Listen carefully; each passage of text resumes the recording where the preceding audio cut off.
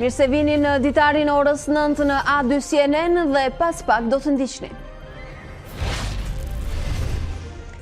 Ende nuk është plotësuar numri minimal prej 10 antarësh, por SPAK ngrihet sot. Këshilli i lartë i prokurorisë bën emërimin e prokurorëve të strukturës së posaçme antikorrupsion. Kryeministri Edi Rama prezanton sot nismën ligjore kundër grupit të ashtu quajtur kapçat-kapësh në sistemin e drejtësisë. Lulzim Basha deklaroi se nisma dublon SPAK dhe është njësoj me projektin e Byros Kombëtare të Hetimit që rrëzoi gjykata kushtetuese. Aktive dhe presidenti Meta për atë që e quan mbrojtje të kushtetutës nga ana e tij sot priten nga kreu i shtetit detaje më konkrete mbi idenë e një referendumi, ndërsa ka paralajmëruar tubim në përvjetorin e lëvizjes studentore kundër komunizmit në 8 dhjetor.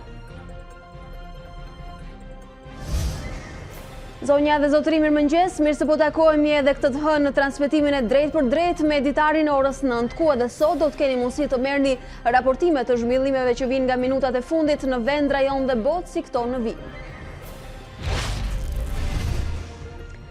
Gripi ende nuk është izoluar, por ndryshimet e temperaturave shtojnë virozat në qarkullim. Mos neglizhoni simptomat e para dhe kujdes nga përdorimi pa kriter i antibiotikëve është rekomandimi i mjekëve. Ish kryebashkiaku miliarderi i New Yorkut, Michael Bloomberg, zyrtarizon kandidaturën për zgjedhjet presidenciale të vitit 2020. Ai u bashkua garës demokrate me synimin për të mundur Donald Trump dhe për të rindërtuar Amerikën. Vllaznia dhe Teuta u ndan në barazim pa gola në Loro Boriçi të Shkodrës. Takimi u shoqërua me incidente teksa u ndërpret 2 herë gjatë pjesës së parë për shkak të shkëputjes së energjisë elektrike.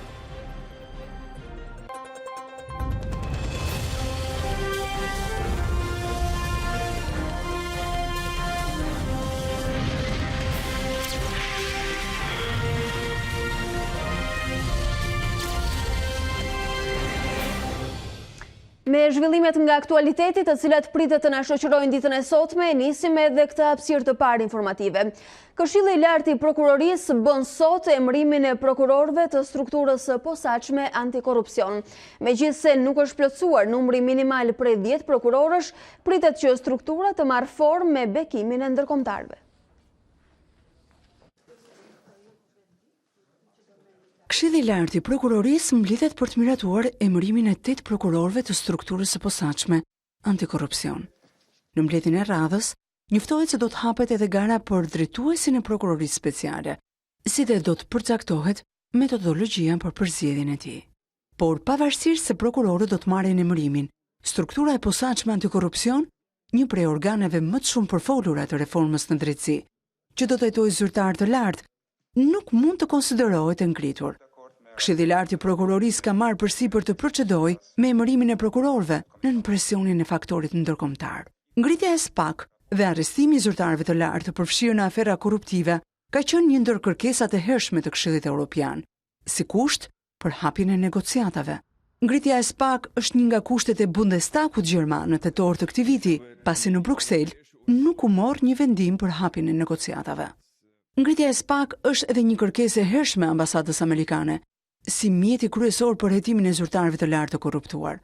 Por, 3 vjet pas miratimit të reformës në drejtësi, prokuroria speciale po lind si një strukturë e cunguar. Neni 148.10 e Kushtetutës thotë se numri minimal i prokurorëve të SPAK është 10, duke qenë se 4 kandidatë të tjerë ende nuk e kanë kaluar vetingun. Struktura mbetet e paplot.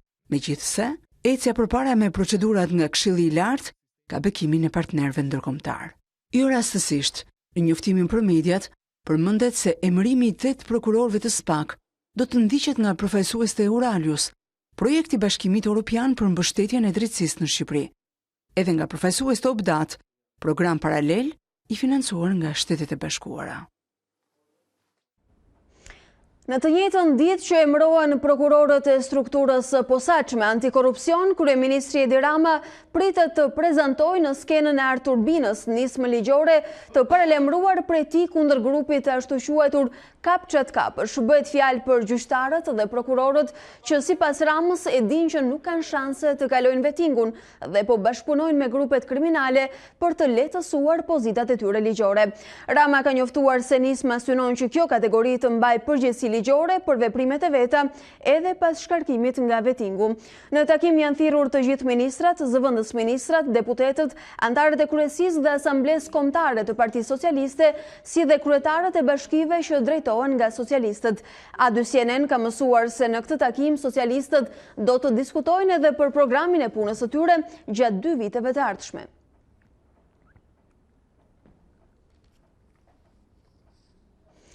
Në nismën ligjore për ndëshkimin e atyre që kryeministri Edi Rama e quan grupimi Kapçat-Kapësh, Lulzim Basha sheh krijimin e një policie partijake që synon sabotimin e strukturës së posaçme antikorrupsion dhe byros kombëtare të hetimit.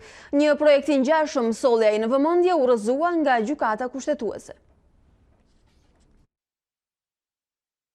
Band bashkë me Edi Ramën që ka vonuar SPAK-un dhe BK-n.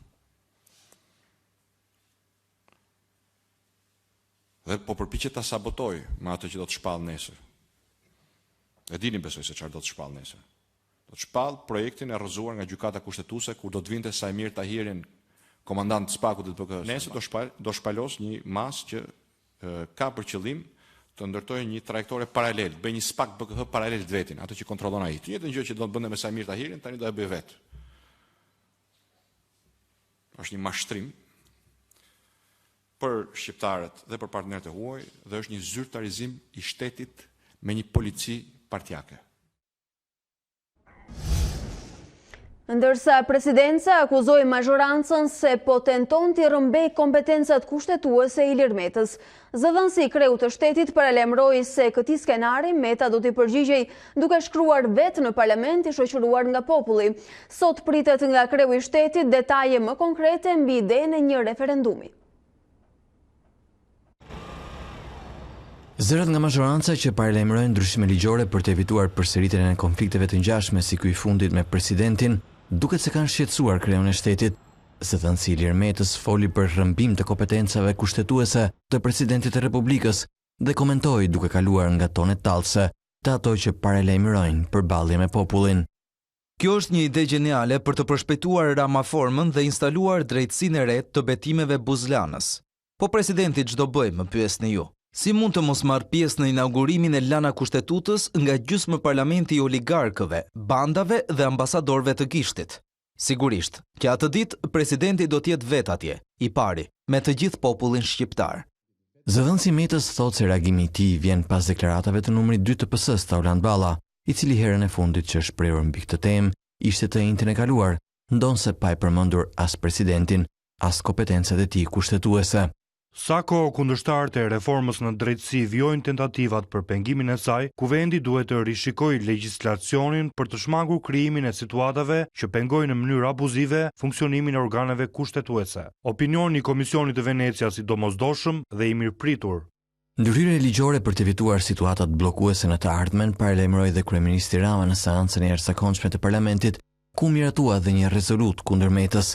Ky kuvend duhet marrë masa ligjore, kushtetuese për të krijuar të gjithë mekanizmat zhbllokues.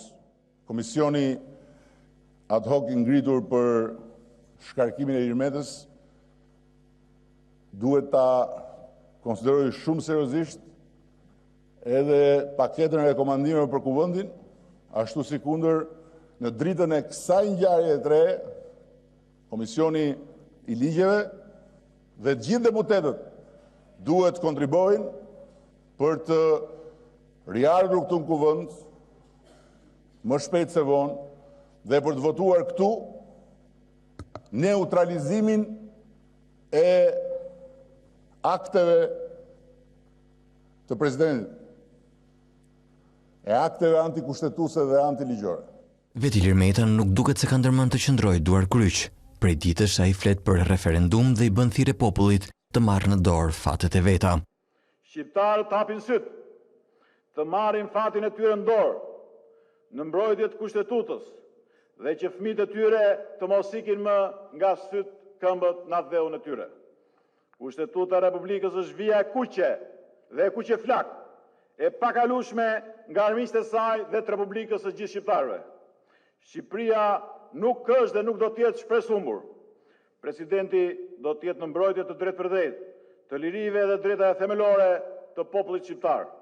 Presidenti do të kërkojë mbështetjen e mbar popullit shqiptar që përmes referendumit të mbrojë Republikën. Le të jetë populli shqiptar dhe vetëm ai që do të vendosë nëse pranon të rikthehet në diktaturë apo do të mbrojë demokracinë.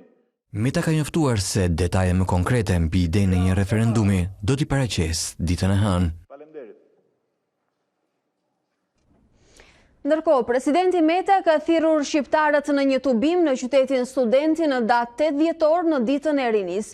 Njoftimi u bë publik nga zëdhënësi i tij që në media sociale saktëson se ky organizim i kreut të shtetit bëhet pikërisht në vendin ku nisi lëvizja studentore e viteve 90. Zëdhënësi i Metës flet për një tubim bar popullor përmes të cilit presidenti synon nisjen e një dialogu me Shqipërinë me qëllim mbrojtjen e demokracisë dhe kushtetutën.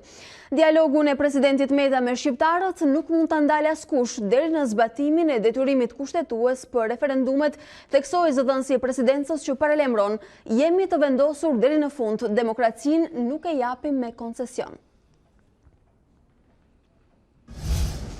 Ndërkohë, zoti Bledar Skënderi, antari Komisionit Qendror të Zgjedhjeve, na i dep më të qartë idenë nga ana praktike për një referendum, si ka qenë e kaluara e tyre në Shqipëri, janë aplikuar, janë refuzuar dhe si ka vepruar Komisioni Qendror i Zgjedhjeve dhe madje si do të jetë sjellja dhe komportimi i tyre me këtë kërkesë të fundit që vjen fakt nga Presidenti i Republikës. Zoti Skënderi, mirëmëngjes dhe mirë se vini. Mirëmëngjes, faleminderit për ftesën. Presidenti në emër të mbrojtjes së kushtetutës tashmë po flet për një referendum. Sot do na jap një ide më konkrete, megjithatë ka cituar nenin 150 të kushtetutës që shikon referendumet, edhe pse i fundit ose si kërkesë për referendum ka ardhur në vitin 2008. Deri atëherë, Komisioni Qendror i Zgjedhjeve është përballur me 2-3 raste të tilla, megjithëse kanë rezultuar kryesisht pasuksesshme.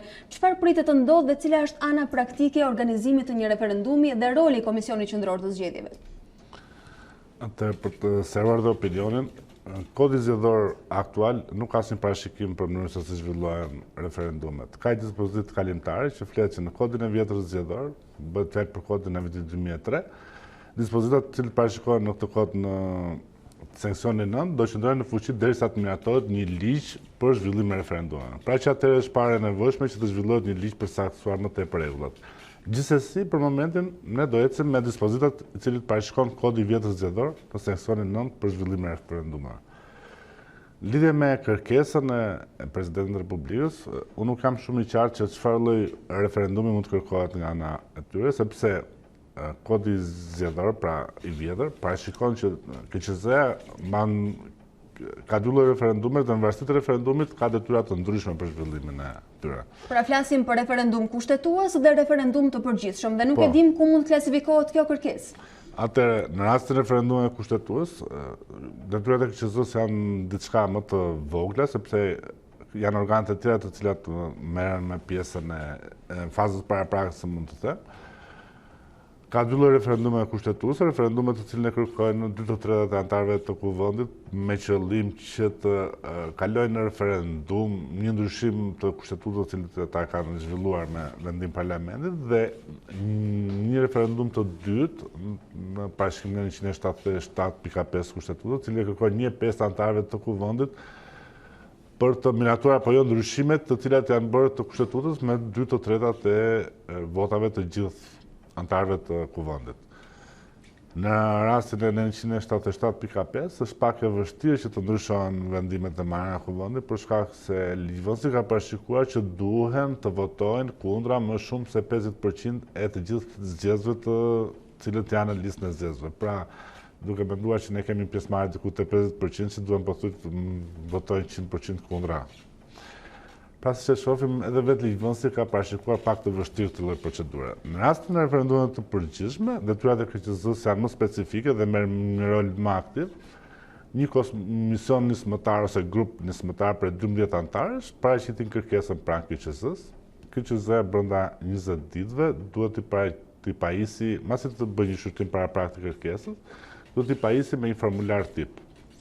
Atëherë, dhe cilat janë kriteriumet ose kërkesat të cilat ju i merrni në shqyrtim si Komision Qendror i Zgjedhjeve, nëse ky është rasti për cilin po flasim, propozimin e presidentit, ku si duket kur e fjala do të jetë populli dhe ai flet për 50.000 firma ose mbështetës.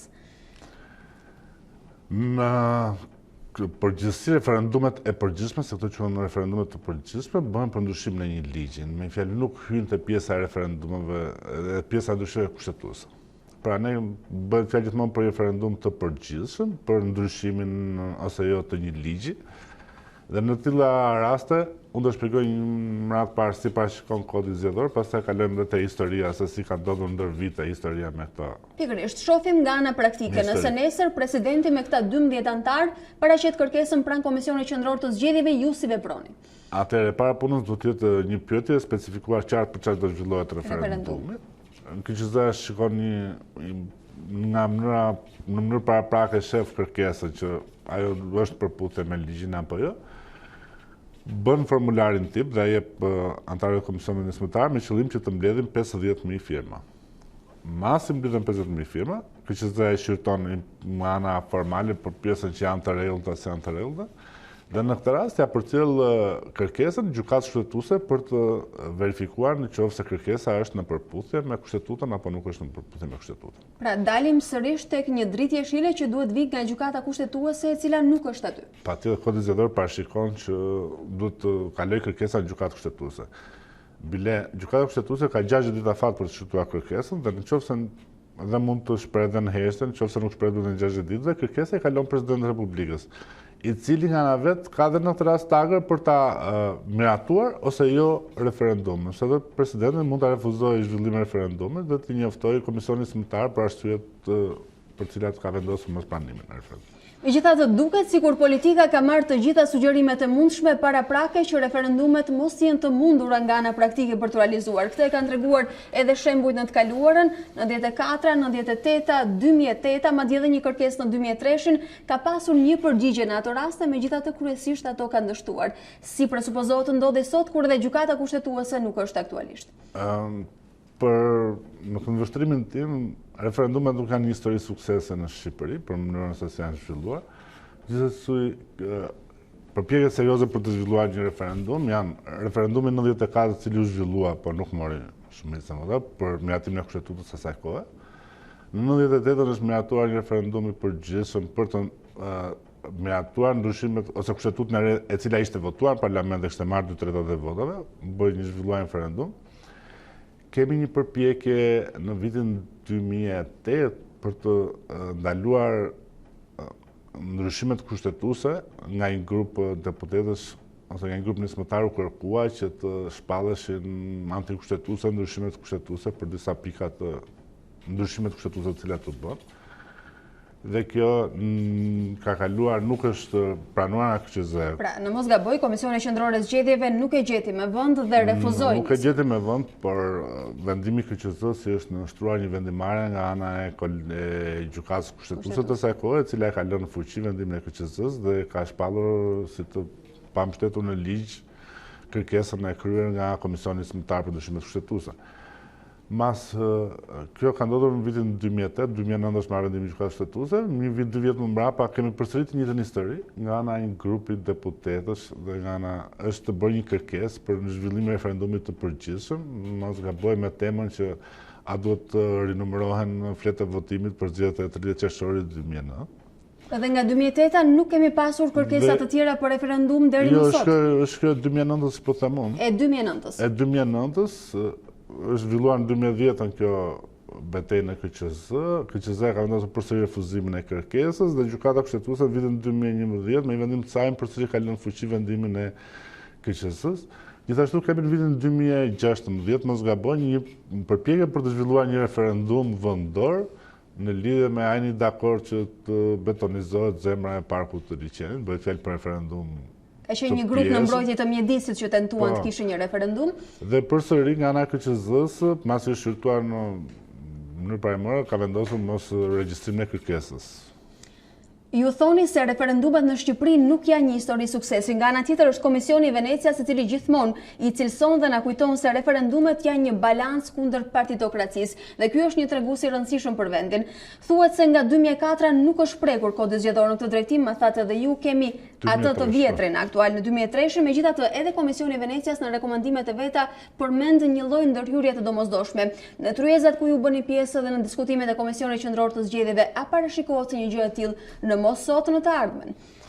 Unë besoj që është shumë e nevojshme të miratohet një ligj i posaçëm për referendumet, mëse diun ka pasur përpjekje edhe serioze për të bërë disa drafte në funksion të këtij qëllimi. Nuk e di në çfarë faze janë momentalisht. Gjithsesi, unë mendoj që duhet të bëhet një ligj i posaçëm për të lehtësuar procedurat për zhvillim referendumeve. Referendumet, si shpreh e demokracisë direkte, janë mjete shumë të përhapura, pjesën perëndimore, mund të themi Zvicra që mbahet si etalon i zhvillimit të referendumeve, sidomos referendumet lokale për çështje që komuniteti mendon të rëndësishme dhe janë shumë të shpeshta zhvillimit të referendumeve. Dhe duken mëse të domosdoshme edhe për ne që ndoshta do të bëhen të mundura nga ana praktike përmes ndryshimeve sugjeruara. Gjithsesi, unë mendoj që zhvillimi i referendumeve më tepër ka të bëjë me demokracinë për çështje lokale, sepse zhvillimi i referendumeve për çështje madhore nuk besoj se është problemi i zhvillimit të referendumeve, sesa është problemi klasës politike e cila duhet të zgjidhë këtë problem. Gjithsesi, janë një ushtrim i drejtë për drejtë i demokracisë. Absolutisht është mënyra më e mirë. Unë ju falenderoj shumë që na sqarua anën praktike të procedimit me një referendum. Faleminderit që ishit sot këtu. Faleminderit për ftesën.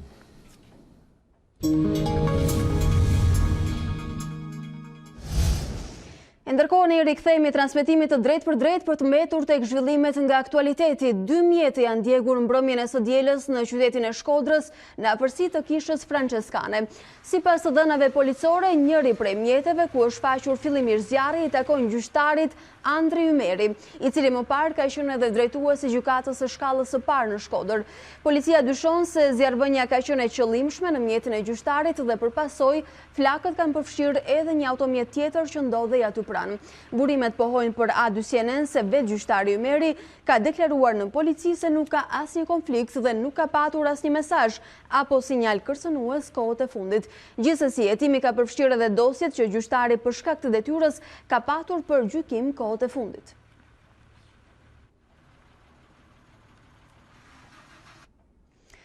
Policia e Tiranës arrestoi një grup personash të dyshuar për shfrytëzim prostitucioni dhe prostitucion. Fillimisht u vu në pranga një 42 vjeçare e cila kishte në pronësi një qendër estetike ku rekrutonte kursantet për prostitucion, duke i dërguar në banesa apo hotele kundrejt pagesës prej 500 apo 700 euro nata. Një grupim i dytë prej të njëjtën akuzë u arrestua nga policia natën së shtunës. Sërish në fokus ishin vajza që shfrytëzoheshin për prostitucion në klubet e natës në Tiranë. Mes të arrestuarve është edhe një personazh i njohur i promovuar në disa emisione televizive i quajtur Hermes Nika. Gripi ende nuk është izoluar, por ndryshimet e temperaturave shtojnë virozat në qarkullim. Këtë periudhë mjekët konstatojnë shtim të pacientëve me katare testinës të cilat nëse neglizhohen mund t'japin edhe komplikacione. Specialistët këshillojnë mos përdorim të antibiotikëve. Luatit e temperaturave shtojnë virozat në qarkullim, nga mjekët njihen si katare testinës, ndërsa në gjuhën popullore rruf. Nismet e shtima, dhimbje fyti dhe temperaturë, por mund të përfundojë edhe në ftohje nëse nuk trajtohet si duhet. Në këtë periudhë po shikojmë që ka më shumë katare stinore që janë për shkak të luhatjeve të temperaturës. Nuk duhet të neglizhohen, ndoshta një ndihmë të lehtë me çajra, me lëngje ose edhe me diçka për të ulur temperaturën mund ta përdorin, po duhet të kërkojnë edhe ndihmën e mjekut dhe Të vegjëlit janë pacientët më të shpesh në qendrat shëndetësore ku edhe në fundjavë fluksi vizitave është i shtuar. Mjekët këshillojnë prindrit të mos përdorin antibiotik, si dhe mos shkojnë në farmaci pa kryer konsultën me specialistin. Në viroza antibiotiku nuk vepron, kështu që nuk kanë nevojë që të marrin antibiotik dhe nuk duhet të drejtohen direkt në farmaci. Gripi ende nuk është izoluar për këtë vit, ndërsa në qendrat shëndetësore vijnë të aplikohet vaksina për kategoritë më të rrezikuara, të sëmurët kronik, gratë shtatzën dhe fëmijët e moshës 2 deri 5 vjeç. Ne shkëputemi vetëm për pak sekonda publicitet dhe rikthehemi bashkë me tjera zhvillime. Ndajmë bashkë të tjera informacione. Sipërmarrësi amerikan Michael Bloomberg njofton pjesëmarrjen zyrtare në garën e demokratëve për presidencialet e vitit të ardhshëm në SBA. 77 vjeçari ish kryebashkiak i New Yorkut i tha gazetarëve se mori një vendim të tillë për të mundur Donald Trump dhe për të rindërtuar Amerikën. Nuk mund të durojmë edhe për 4 vjet të tjera. Veprimet e pavlera dhe jo etike të Trumpit, shtoi ai. Por para se të përballet me presidentin aktual, Bloomberg do të përballet me zëvendës presidentin Joe Biden, kryebashkiakun e South Bend, Pat Buttigieg dhe senatorët Elizabeth Warren dhe Bernie Sanders. Por duket se për Bloomberg, i rendituriteti në listën e më të pasurve të Amerikës, pikë e fortë do të jetë mundësia për vetëfinancim të fushatës dhe punësim të stafit. Trump says he wants to run the nation like he's Papa Francesku mbyll vizitën e tij në Azi dhe nga Nagasaki, Japonisi bëri thirrje botës për ndalje të aktivitetit bërthamor. Papa zgjodhi Hiroshimën dhe Nagasakin për të paralajmëruar dhimbjen që mund të shkaktojë ky aktivitet. Nga Nagasaki, Japonis, një prej 2 qyteteve të prekur nga bombat atomike, Papa Francesku drejtoi thirrjen e tij për ndalje të aktivitetit bërthamor në botë. Aquí, en esta ciudad, Këtu, në vendin që dëshmon pasojat katastrofike në njerëz dhe mjedis të një sulmi bërthamor, përpjekja jon për të dënuar me fjalë aktivitetin nuklear nuk mjafton. 27.000 persona humbën jetën nga shpërthimi i bombës atomike që hodhi Amerika në Japoni, çka shënoi dhe fundin e luftës së dytë botërore.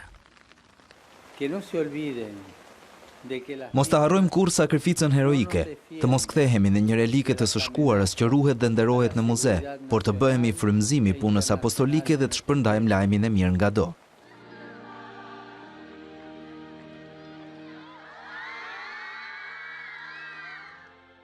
Papa vizitoi monumentin e martirëve të Krishtërimit për gjatë 2 shekujve dhe pasoi aktivitetin e tij me një mesh në stadiumin e Nagasakit me pjesëmarrjen e 30.000 personave.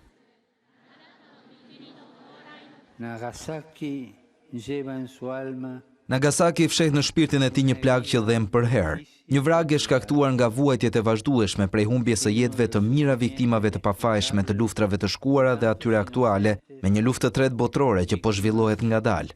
Le ta ngrem zërin për ata që edhe sot po vuajnë pasojat e së shkuarës nga ky mëkat i tmerrshëm. Vizita e Papës në Japoni mbyllet në Hiroshim dhe sikurse e kishte njoftuar më parë, edhe qëllimi i kësaj vizite, një javore në Azi, lidhet me thirrjen kundër aktivitetit bërthamor, që Ati i Shenjtë zgjodhi ta përcjell nga 2 qytetet e vetme në botë që mund të dëshmojnë pasojat e tij. Fituesit e zgjedhjeve të së dielës në Hong Kong janë mbështetësit e demokracisë, të njëjtët politikanë që kandidojnë nga radhët e atyre që protestuan për afro 6 muaj në pikën më të rëndësishme ekonomike të Azisë. Ata fituan rreth 90% të votave, duke siguruar mbi 400 vende nga 452 gjithsej që ka Këshilli. Një rezultat i tillë në fakt u dallua që nga radhët e gjata për të votuar, 1.5 milion më shumë në krahasim me 4 vjet më parë ju drejtuan qendrave të votimit.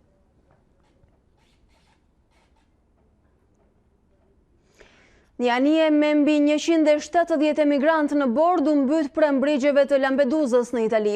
5 persona humbën jetën dhe mbi 20 rezultojnë të zhdukur, ndërkohë që autoritetet ngrenë zërin për më shumë vëmendje pas rastit të përsëritur të muajit tetor.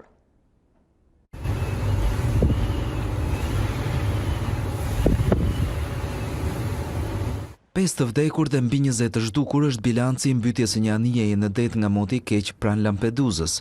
Në të gjendeshin mbi 170 emigrantë me destinacion tokën italiane. Roja bregdetare mori njoftimin nga 2 peshkatarë që ndodheshin në det dhe pan anijen të fundoset. 149 janë të shpëtuarit. Të zhdukurit, sipas dëshmitarëve, i përkasin komsive pakistaneze, algjeriane dhe tuniziane.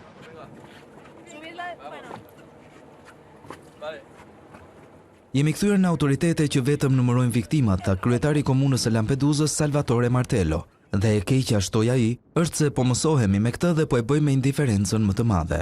Prokuroria e Agrigentus, ndërkohë që po ndjek kërkimet në det, ka nisur hetimet mbi ngjarjen.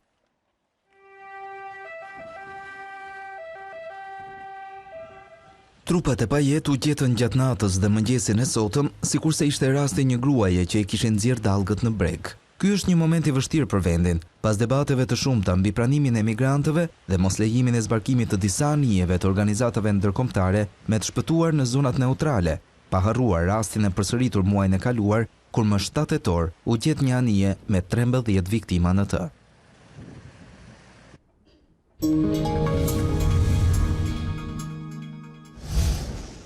Ne zhvendosemi tek të rejat nga sporti. Ndeshja e kësaj jave në superiore mes Vllaznisë dhe Teutës u mbyll pa gola në Loro Boriçi të Shkodrës. Ajo që përbën lajm në fakt nuk lidhet me lojën, por me sistemin e ndriçimit të stadiumit. Në pjesën e parë të takimit, arbitri u detyrua ta ndërpriste 2 herë ndeshjen pas shkëputjes së energjisë elektrike. Sa i përket lojës, 2 skuadra treguan edhe një herë tjetër se problemi i tyre mbetet sulmi.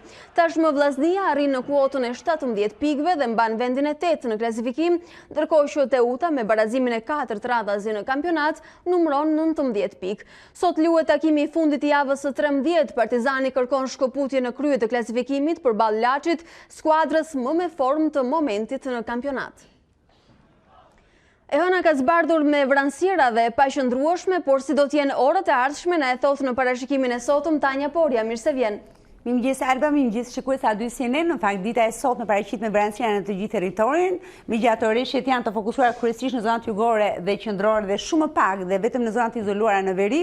Kjo situatë na shoqëron deri vonë në mbrëmje kur presim që rreshjet të pozicionojnë në vijim kufitare lindore, ndërkohë që mbetet me vranësira të shpeshta pjesa tjetër e territorit. Pas mesnatës presim kthjellim të kushteve të motit në të gjithë Shqipërinë.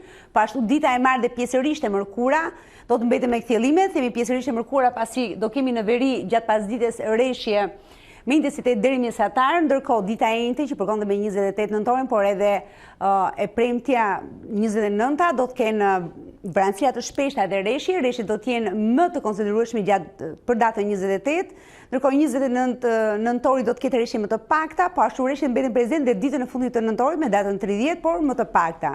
Për sa i përket temperaturave, ditën e sotme ka patur një rritje të temperaturave në mëngjes. Mesdita sjell një rënje të lehtë të vlerave termike, kjo për shkak të densisë së vranësirave në të gjithë territorin shqiptar, ndërkohë nesër presim një rënje të ndjeshme gjatë orëve të mëngjesit, duke bërë që në zonat e thella malore, si në skajin verior, por edhe në juglindje të kemi temperatura shumë pranë 0 gradëve, megjithatë nga e marta dhe në vijim deri në fund të muajit. Temperaturat e mesditës do të jenë rreth 18-19 gradë Celsius, ndërkohë mëngjeset do të mbeten të freskëta në pjesën më të madhe të zonës malore. Paraprakisht po themi që presim një episod 3-4 ditor të dimrit të vërtet në 10 ditën e parë të muajit dhjetor. Megjithatë deri atëherë do jemi shumë shpesh së bashku këtu në A2 CNN. Tanja, duket se dimri po afrohet me hapa shumë të avashtë, ne të falenderojmë për informacionin e përditshëm në A2 CNN. E ndërkohë bashkë krishojmë zhvillimet kryesore të këtij ditari. Ende nuk është plotësuar numri minimal prej 10 antarësh, por SPAK ngrihet sot. Këshilli i lartë i prokurorisë bën emërimin e prokurorëve të strukturës së posaçme antikorrupsion. Kryeministri Edi Rama prezanton sot nismën ligjore kundër grupit të ashtu quajtur kapçatkapësh në sistemin e drejtësisë. Lulzim Basha deklaroi se nisma dublon SPAK dhe është njësoj me projektin e Byros Kombëtare të Hetimit që rrëzoi gjykata kushtetuese. Aktive dhe presidenti Meta për atë që e quan mbrojtje të kushtetutës nga ana e tij. Sot pritet nga kreu i shtetit detaje më konkrete mbi idenë e një referendumi, ndërsa ka paralajmëruar tubimin në përvjetorin e lëvizjes studentore kundër komunizmit në 8 dhjetor. 2 mjete u dogjën mbrëm në Shkodër, një prej të cilëve i takon gjyqtarit Andri Ymeri. Policia dyshon se zjarrvënia ka qenë e qëllimshme në mjetin e gjyqtarit, i cili ka deklaruar se nuk ka asnjë konflikt personal. Gripi ende nuk është izoluar, por ndryshimet e temperaturave shtojnë virozat në qarkullim. Mos neglizhoni simptomat e para dhe kujdes nga përdorimi pa kriteri antibiotikëve është rekomandimi i mjekëve. Ish kryebashkiaku miliarderi i New Yorkut Michael Bloomberg zyrtarizon kandidaturën për zgjedhjet presidenciale të vitit 2020. Ai u bashkua garës demokrate me synimin për të mundur Donald Trump dhe për ta rindërtuar Amerikën. Vllaznia dhe Teuta u ndanë në barazim pa gola në Loro Boriqi të Shkodrës. Takimi u shoqërua me incidente teksa u ndërpre 2 herë gjatë pjesës së parë për shkak të shkëputjes së energjisë elektrike. Dhe kjo ishte e gjitha e përgatitur nga redaksia A2 CNN për mëngjesin e sotëm. Unë ju falenderoj që na ndoqët, ju vazhdoni që ndrojmë me ne, bashkë ndajemi këtu për të ritakuar me Ditari në orës 13.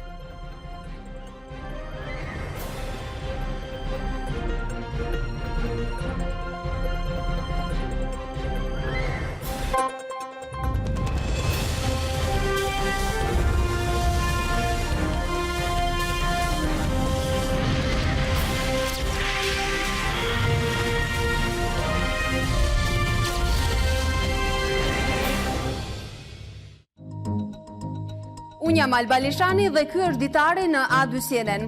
Për të parë të gjitha videot e Ditarit, klikoni subscribe.